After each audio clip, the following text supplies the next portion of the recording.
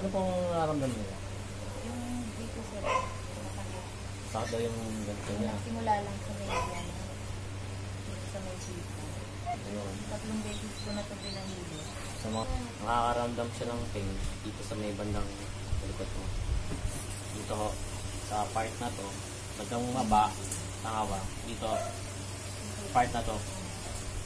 Mula dito, hanggang dito sa baba.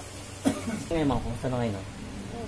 Malambot na ba? Parang malambot na. Hindi, kayo nakakaramdam eh. Anong feel nyo? Ano lang, konti na lang yung dito. Okay na lang. Is malaki yung bago. Kapag naagan ko ito, kapag malambot. Tayo, pumupurot sa likod. Pag gumaganyan kayo, Kasi pag, di ba, pag Nakaganyan tayo, ka. nakaganyan tayo, minsan, no, relax. Pag gumanto ka na, oh, dyan ko na nararamdaman ng mga okay. Ngayon, wala na. Buti naman. Kasi yun talaga yung inaano pagka ganyan mo yung mga nararamdaman.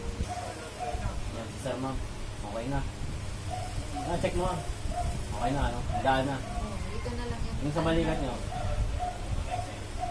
Ano yung kanina yung nararamdaman? May mas sakit kayo nararamdaman. Naan na.